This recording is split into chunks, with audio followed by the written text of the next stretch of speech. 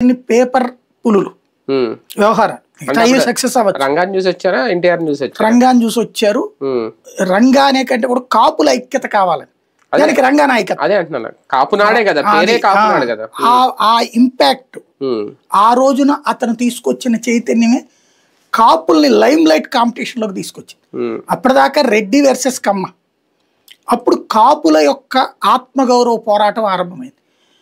ఆ ఇంపాక్ట్ తర్వాత ఇవాళకి కూడా కాపులు నిర్ణయాత్మక శక్తిగా ఉన్నారు తెలుగు రాష్ట్రాలలో, ఎస్పెషల్లీ ఆంధ్రప్రదేశ్లో. కింగులు అవ్వట్ల, కింగ్ మేకర్లు మాత్రమే అవుతున్నారు.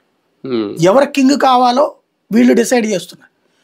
వీళ్ళు ఎవరికి మద్దతు ఇస్తే వాళ్ళు కింగ్ అవుతున్నారు. చంద్రబాబు అయినా, రాజశేఖర్ రెడ్డి అయినా, తర్వాత వచ్చినటువంటి జగన్మోహన్ రెడ్డి అయినా, మళ్ళీ బాబు అయినా, కాపులు ఎవరికి ఓటేస్తే వాళ్ళే అవుతున్నారు.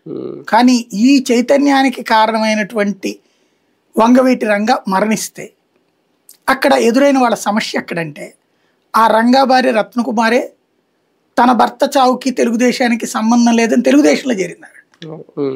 ఆయన చనిపోయాక కాంగ్రెస్ పార్టీతో గొడవలు వచ్చాక ఆ కాంగ్రెస్ పార్టీ ఆమెను బహిష్కరిస్తే, ఆ బహిష్కరించిన తర్వాత ఆమె అటాచ్డ్ సభ్యురాలు టు తెలుగుదేశం.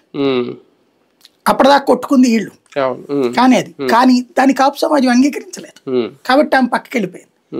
ఆ